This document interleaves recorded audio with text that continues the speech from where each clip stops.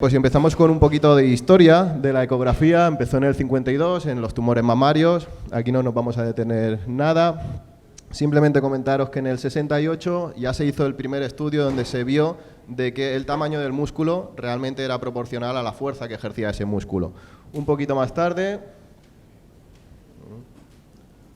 en el 80, también se vio de que si hacemos la medición de la sección transversal de un músculo, era mucho más eficaz que la cinta métrica, que a día de hoy espero que no utilicemos mucha gente, pero es mucho más eficaz, por un simple motivo. Con la cinta métrica no podemos aislar diferentes componentes. Con la cinta métrica medimos primero todo el volumen de todo el segmento, incluyendo tejido adiposo, incluyendo muchas cosas, mientras que en la ecografía podemos aislar plenamente solo el tejido muscular en el caso de que nos interese medirlo.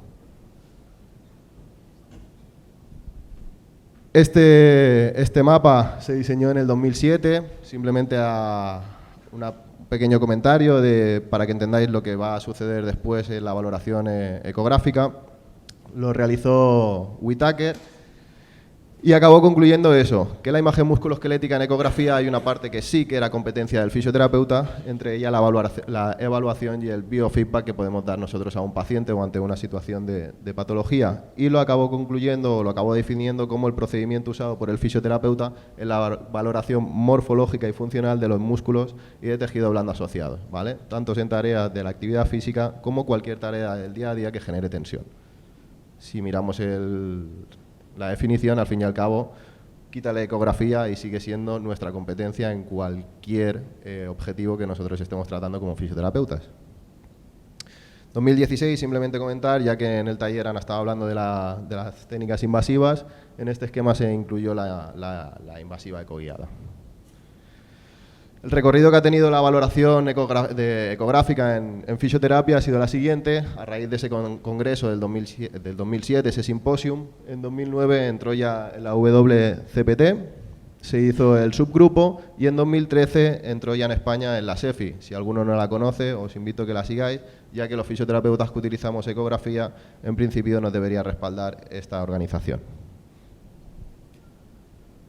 Simplemente, a nivel de alto rendimiento, si hablamos de gente popular, bueno, hay muchos déficits, evidentemente, pero en alto rendimiento no debería haberlos. ¿Y por qué vamos a utilizar la ecografía? Porque al fin y al cabo es un complemento más para objetivar datos. Y yo soy un loco, un obseso de objetivar datos. Me parece que todo lo que se pueda objetivar se tiene que objetivar y la ecografía me da estos resultados. Y así podríamos, por ejemplo, entender de por qué en alto rendimiento hay un 64% de dolor lumbar y un 59% que tienen recidivas en esos primeros 6 meses, ¿vale? Entonces, algo se nos está escapando de las manos, o algo no podemos valorar, o algo se está yendo cuando realmente tenemos un alto índice de recidiva. Para entender un poquito el complejo lumbopélvico, recordamos Punjabi, seguro que todos lo hemos visto durante la carrera. Tenemos 3 subsistemas: la musculatura, el control neuromuscular y el sistema pasivo, que en este caso sería la columna vertebral. Aquí tenemos un claro ejemplo de cómo interactúan los 3 subsistemas para generar una estabilidad. En este caso el de la sacroiliaca lo podemos extrapolar a todo el complejo lumbopélvico sin problema. Tenemos un cierre articular, que en este caso sería la congruencia que tiene a nivel biomecánico. Tenemos un cierre muscular donde influenciará los aductores, el transverso, el oblicuo interno y la fascia toracolumbar. Todo eso junto lo que nos va a generar es esa estabilidad. Bien, ¿y qué sucede? ¿En qué círculo entramos cuando empiezan a haber atrofias, cuando empiezan a haber asimetrías? Bien, una asimetría muscular lo que va a generar es una disminución de la capacidad contráctil. Esa disminución lo que va a llevar es un retraso en la activación de esa musculatura. Si ya nos empieza a fallar más, generará una atrofia de fibras tipo 1, con lo consiguiente vamos a perder fuerza. Y en ese momento, si conseguimos que nosotros lo hemos detectado a tiempo a ese deportista, que por eso es la importancia del fisioterapeuta en prevención, si lo paramos no pasará nada. Si seguimos con ese proceso, lo que va a generar es una pérdida de fuerza, entrará o no en tejido graso adiposo, más tarde hablaremos de ello, y al final generará dolor. Pero fijaros que antes del dolor, antes de que se manifieste esa patología o esa molestia al deportista, ya han ocurrido una secuencia que sí que podemos prevenir. Una vez que entramos en el dolor, ya simplemente son las vías que todos sabemos: una inhibición refleja, una denervación y si eso no va más, entramos en el círculo del sedentarismo, por ejemplo, y son gente con dolor crónico, pero porque no hacen para salir de su círculo. Bien, en deportistas, no solo vamos a hablar de la musculatura del tronco cuando hablamos del complejo lumbopélvico, que en este caso sería transverso, oblicuo interno, oblicuo externo, suelo pélvico, como ha dicho la compañera, y multífido, sino que aquí también va a influenciar toda la musculatura de la cadera. Normalmente nos vamos a encontrar déficit de fuerza en musculatura extensora, glúteos, ese típico futbolista que no para de romperse el isquio y le haces un test de glúteo y lo que le falta es culo. ¿Qué pasa? Si el glúteo no está haciendo su función extensora, el isquio dice, tranquilo, ya me encargo yo. Y tranquilo, ya me encargo yo, que le estás dando un volumen brutal y acaba rompiéndote. Es obvio. Y es muy sencillo, pero tenemos que saber visualizar. Musculatura flexora, más del mismo ejemplo, típico futbolista Lucky Luke, ¿vale? Que va abierto como una tabla de snow. ¿Qué pasa? El principal flexor de cadera no es el tensor de la fascia lata, es el ilíaco. Si tenemos un déficit de fuerza del ilíaco y nos lo está compensando con el tensor de la fascia lata, evidentemente vamos a tener algún problema a nivel de disfunción de movimiento, que al fin y al cabo vamos todas por ahí. Y normalmente cuando tenemos esa disfunción de movimiento o alteraciones de movimiento entramos en una musculatura aductora, sobre todo aductor largo, rígido, mientras que predomina un déficit de aductor mayor. Inevitablemente, una vez que ya empezamos a fallar todo esto de aquí, todo irá hacia abajo. ¿Una tendinopatía rotuliana? ¿Una lesión de cruzado? Vale, lo importante siempre va a estar en el mismo sitio. Si nosotros tenemos un déficit oblicuo o algo y ese deportista va a estar rotado, evidentemente siempre le va a sumar más carga a una pierna que otra, provocando lesiones en la extremidad inferior. Con la cual cosa, yo suelo siempre empezar a trabajar de cintura para abajo o desde la barriga para abajo. Como feedback, simplemente en 2012 comentaros que el 81% de los fisioterapeutas utilizaba ecografía, respecto a aproximadamente el 3-4 que se estaba utilizando hace unos años, a día de hoy no sé cómo está la estadística, que evidentemente ¿qué nos permite tener un biofeedback? Nos permite tener un biofeedback si el paciente genera una correcta realización de ese ejercicio en concreto, pues evidentemente mejorará muchísimo más la eficacia de nuestro tratamiento. Bien, y si vamos a 2005, un poquito más atrás, para los que todavía discrepan del uso de la ecografía en fisioterapia, no hace falta discrepar nada. En 2005 ya se hizo una publicación, Paul Hodge, uno de los referentes que hay a nivel de la ecografía en fisioterapia, dijo lo siguiente. A ver si me sale el puntero. Vale, fijaros, 2005, el título, la ecografía en rehabilitación es solo una moda. ¿Vale? Era una de las preguntas que podíamos hacernos. Realmente, hostia, un aparato tan caro, ¿es solo una moda, es postureo? Sí, ¿no? Vale, y se decidió preguntarse lo siguiente: ¿qué podemos medir? ¿Para qué nos sirve esto? Las medidas son significativas y, por supuesto, nos mejora nuestra práctica clínica, porque si no nos va a mejorar absolutamente nada, gastarnos 20.000 euros, va a ser que no. Bien, las conclusiones fueron bastante claras. Hablamos de 2005. Vio que la ecografía era un alto potencial en el repertorio del fisioterapeuta, porque nos permitía medir parámetros a nivel muscular y de su actividad, qué estaba sucediendo en ese músculo. Y concluyó que en los siguientes años iban a crecer las publicaciones, y así fue. La mayoría de publicaciones las podéis encontrar sobre 2008-2012, ahí es donde tenemos el auge en publicaciones, y que evidentemente sería una gran herramienta en nuestro repertorio.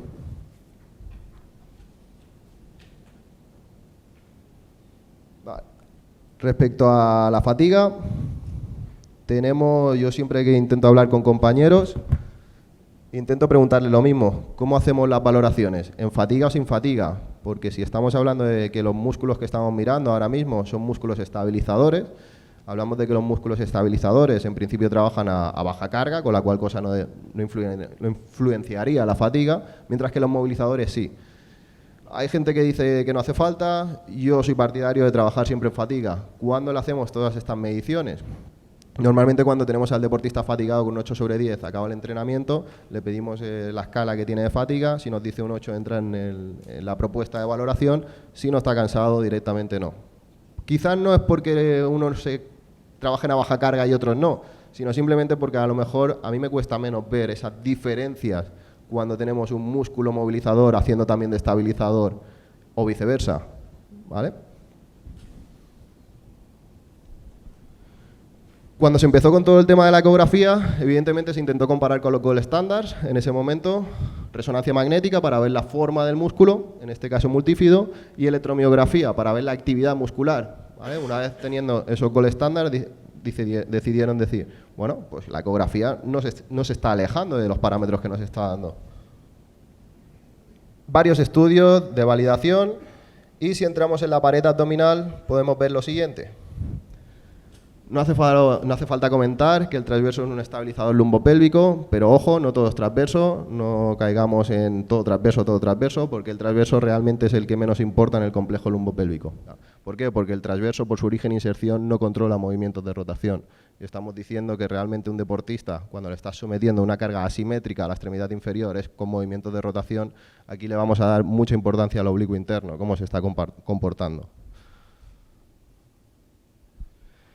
Simplemente se vio de qué manera podíamos valorar el transverso, y se vio que era con la maniobra de ADIM, Abdominal Drawing. No sé si alguno la conoce por algún artículo o algo. La típica de cúbito supino, piernas dobladas, coges aire, sueltas todo y aguantas ahí, ¿vale? Se vio que el porcentaje de contracción era mucho más aislado que en otro tipo de maniobras. Ojo cuando estemos valorando la pared abdominal, ya que en deportistas asimétricos, jugadores de voleibol, jugadores de balonmano, jugadores de waterpolo, vamos a encontrar asimetrías y no tienen por qué ser patológicas, sino son adaptativas. Y aquí entraríamos ya en el concepto de si realmente hay una adaptación, una mala adaptación que nos va a generar lesión, ¿vale? En estos casos son completamente normales, y lo que vamos a encontrar es un recto abdominal no dominante, mucho más grueso que el lado dominante. ¿Por qué? Por la fase céntrica. Ese deportista, cada vez que va a atacar, si es diestro, el que va a estar trabajando continuamente siempre va a ser el lado izquierdo. Siempre también van a tener mayor índice de lesión, de rotura del abdomen, en el lado no dominante. Si medimos la distancia entre rectos, lo que encontramos diversas publicaciones que correlacionaban esa distancia entre rectos con si era mayor a 1 centímetro aproximadamente con dolor lumbar. Esto puede ser que en población de la calle, por así decirlo, sea lo normal. En deportistas todo lo contrario, nos encontramos distancias entre rectos mayores a 2 centímetros, y eso por una adaptación que nos generan con todo el resto de musculatura. De hecho, la mayoría de deportistas les cabe el dedo y no tienen ningún tipo de problema ni de estabilidad ni nada. ¿Cómo podemos saber si eso nos está generando problema o no? Por lo siguiente, vamos a pedirle un crunch al deportista, el típico movimiento de abdomen.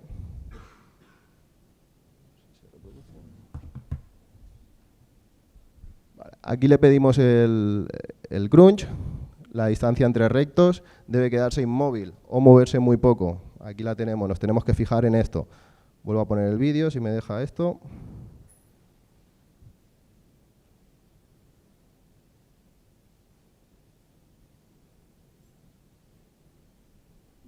¿Vale? Fijaros que entre recto y recto no hay ningún tipo de separación. ¿Cuándo nos tenemos que preocupar? Cuando pasa esto. Cuando nosotros le pedimos el crunch y realmente sí que hay una asimetría, hay una parte que se desplaza mientras la otra se queda sujeta. Ahí sí que hay algún tipo de problema. Si vamos con suelo pélvico y complementando la información de la compañera, evidentemente hay muchísimos deportistas, chicos y chicas con problemas de suelo pélvico, y que eso interfiere en toda la estabilidad lumbopélvica, no solo problemas uroginecológicos. De hecho, nosotros los vemos bastantes. Para que os hagáis una idea, estuvimos haciendo las valoraciones de un equipo de Superliga de voleibol, y de las 14 jugadoras que valoramos, 10 no eran capaces de contraer el suelo pélvico, tenían algo que pasaba por ahí con una alteración en el suelo pélvico, que luego se correlacionaba con el resto de alteraciones de movimiento. Simplemente comentaros eso, que el suelo pélvico, ya lo sabéis, que es esa musculatura lo que hace de sostén de todos los órganos, que genera una función dual, por una parte da estabilidad y por la otra controla la continencia de la vejiga, y por otra parte mantiene y aumenta la presión intraabdominal en movimientos como toser, estornudar, reírse. Como ha dicho Almudena, hay una sinergia.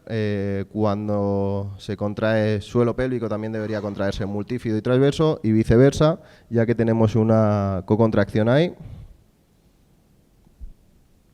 Y que la valoración ecográfica era mucho más fiable que realmente la intracavitaria con los dedos, ya que Nos ha pasado en algún curso compañeras especialistas en suelo pélvico de decir que a nivel superficial sí que tenían una fuerza y luego en la ecografía no eran capaces de mantener, ¿vale? O directamente no podían realizar la acción correctamente. Aquí tenemos dos ejemplos, es un corte transversal y otro longitudinal. Mañana en el taller hablaremos un poquito más de esto. Cuando nosotros le pedimos al paciente o la paciente hacer una contracción, normalmente suelo pedir aguanta el pipi, pero hay varias nomenclaturas o varias órdenes que serían aceptadas. Debería suceder lo siguiente. Aquí tenemos la ecografía en modo B, normal. Esto sería líquido. Y esto blanco de aquí sería la musculatura de suelo pélvico. Aquí lo estamos haciendo en modo M, modo movement. Y lo que vemos es qué pasa en el tiempo cuando hace la contracción. Esto de aquí más negrito sería el líquido, el pipí, que correspondería a la zona del medio. Y esto blanco de aquí, que sería el suelo pélvico, correspondería a esta rayita de aquí. Si os fijáis, cuando nosotros le pedimos que aguante el pipí, hace una contracción positiva hacia arriba y lo mantiene. Recordad que toda la musculatura, sea estabilizadora o movilizadora, tiene que ser capaz de generar fuerza y mantenerse en el tiempo. De nada nos sirve que seas capaz de generar fuerza de bíceps, pero que no seas capaz de aguantar 10 segundos un esfuerzo. En el otro corte se ve un poco más claro aquí. Está en reposo, aguanta el pipí, sube arriba y lo mantiene. ¿Qué sucede cuando nos falla? Lo que vamos a ver va a ser lo siguiente. Nosotros le pedimos exactamente la misma orden y nos hace lo siguiente. Vamos con este que se ve más claro que aquí, ¿vale? En la diapo sí que se ve bien, pero por las luces supongo que se ve un poquito peor. Es la misma imagen, no os preocupéis. Pipi, musculatura de suelo pélvico, no está haciendo nada y le pedimos aguanta el pipí. Y fijaros que mientras que antes subía, ahora lo que pasa es que baja. Esto puede pasar por dos cosas, como en todos los test de control motor. Uno, porque no ha entendido la orden, o dos, porque no sabe hacerlo, ¿vale? Si es porque no ha entendido la orden, siempre le vamos a dar 3 oportunidades, cambiando quizás las directrices. Si después de esas 3 oportunidades no lo sabe hacer, es que no puede hacerlo. En este caso, normalmente lo que compensan es con un valsalva. Por eso en la ecografía vemos que el suelo pélvico empuja hacia abajo en vez de subir hacia arriba para hacer la continencia. Bien, y vamos con mi favorito, la musculatura paravertebral, para acabar. Es la que más información a día de hoy me dan deportistas y luego veremos por qué, por una serie de estudios de Julie Hyde. Aquí tenemos 2 cortes longitudinales de la musculatura multífido. En este caso tenemos multífido profundo y multífido superficial, esto en contracción y esto en reposo. No hace falta deciros que realmente, si volvemos otra vez a la estructura de Panjabi, lo siento mucho, es antigua y lo que queráis, pero son los pilares básicos de las alteraciones de movimiento. Tenemos un ligamento interóseo que genera mucha inestabilidad, con la cual cosa siempre tenemos que compensar con esa musculatura y ese reclutamiento neuromuscular. A pesar de lo que nos digan en la carrera o lo que ya podamos haber escuchado en muchos sitios, la musculatura multífida, la musculatura superficial, el multífido superficial, simplemente se limita a ser un músculo movilizador más que estabilizador, con la cual cosa contribuye mucho en los movimientos de extensión, pero no a estabilizar realmente el papel de la espinosa o del segmento concreto, mientras que la musculatura profunda sí que es la que genera este rol estabilizador del segmento. ¿Qué vamos a ver? Volvemos a ver, si correlacionamos deportistas que están rotados, que a lo mejor a simple vista no se ve, pero en fatiga sí, vamos a ver un oblicuo interno que seguramente esté débil y un multífido seguramente también atrofiado. ¿Por qué? Porque ya nos va dando compensación. Por eso os decía, el transverso no solo es el transverso de la estabilidad, sino vamos a coger muchos datos y a partir de ahí correlacionarnos. Otra de las cosas que vamos a ver, y tirando del hilo de musculatura movilizadora y estabilizadora, lo que vamos a ver es en la ecografía es qué morfología tiene el multífido respecto al longísimo. Y vemos en deportistas que realmente el longísimo hace su función como estabilizador o intenta hacerlo porque el multífido no tira. Y vamos a ver lo siguiente. Si esto sería lo normal, tener un multífido y al lado longísimo ocupando cada uno su respectivo espacio. En deportistas que predomina la musculatura movilizadora e inhibe la musculatura estabilizadora, lo que vamos a ver es un longísimo comiéndose directamente todo el espacio del multífido. Con la cual cosa aquí ya nos está diciendo de que hay un papel que no corresponde a ese músculo. Más cositas que podemos ver en la ecografía. Este es un estudio bastante curioso. Ya sabemos que una musculatura se atrofia, tanto sea por desuso como por una denervación. Y lo que se vio es que en un paciente con dolor lumbar había una disminución de un 30% de la sección transversal, el diámetro, en las primeras 24 horas de sufrir dolor lumbar. ¿Y ese dolor lumbar por dónde puede venir los tiros? Bueno, puede ser por una compresión de raíz, ¿no? Todos lo sabemos, o por una lesión discal. ¿Qué se hizo en este estudio? Cogieron a 3 cerditos, para generar la lesión discal, le metieron un núcleo fibroso en el disco y vieron qué pasaba.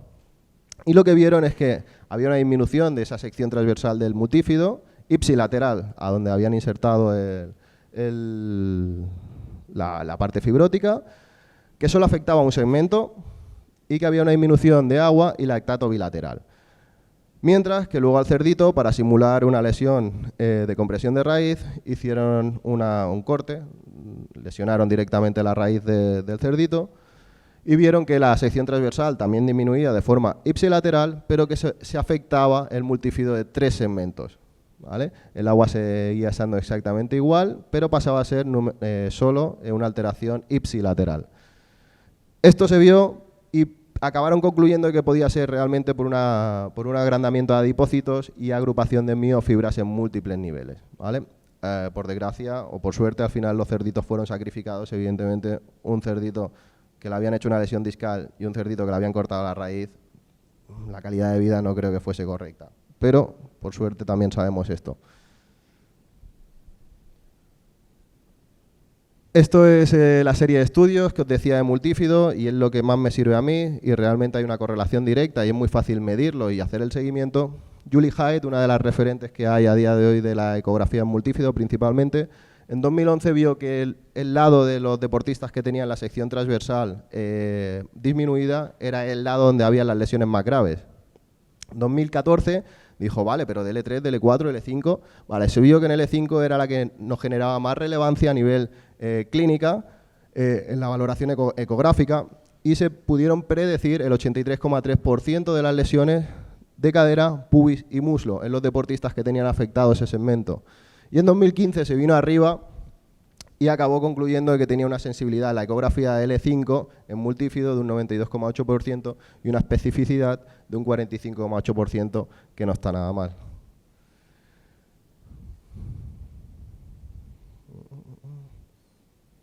Aquí tenéis una ecografía, en este caso es una jugadora de voleibol, ¿vale? En este caso sería normal. ¿Cuándo se ve que la morfología puede ser patológica o cuando sí que le vamos a dar importancia? Cuando la sección transversal de multífido es 1 centímetro cuadrado mayor al lado contralateral, ¿vale?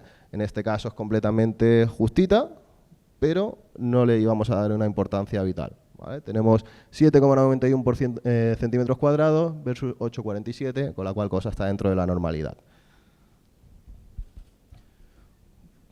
Para acabar ya, encontraremos también muchas asimetrías, como habéis ido viendo, del abdomen, de multífido. Hay cositas en los jugadores también de asimétricos en su deporte, donde esa asimetría y lo que os comentaba, si tenemos un multífido mucho más trabajado que el otro, lo que al final va a generar es esa grasa, ese infiltrado graso por atrofia que hemos comentado antes en el círculo vicioso. Si eso no se trabaja, al final generará un infiltrado de tejido graso. El problema es que el infiltrado graso dentro de la musculatura no es reversible. Se han demostrado que a día de hoy lo que vamos a hacer es, para mejorar todo eso, va a crecer igual que en el tendón, vamos a intentar que crezca la parte sana, pero para que el porcentaje sea menor, pero siempre va a haber el mismo material de tejido adiposo dentro de ese músculo. Por último, y esto me sabe mal no poner los estudios, pero no hay, esto es experimentos clínicos que hacemos y la ecografía en piramidal sí que nos da, sí que estamos viendo estas atrofias que encontramos en el complejo lumbopélvico y como es muy sencillita de hacer y muy rápida, la solemos hacer. Esto simplemente son 2 ecografías. El piriforme lo tenemos aquí, lado izquierdo y lado derecho, como queráis, lo medimos y nos salen estas diferencias, 20,2 y 23,8 en este jugador. Abajo tenemos el nervio ciático. Y nada, espero no haberos aburrido, creo que estoy dentro del tiempo y muchas gracias por asistir.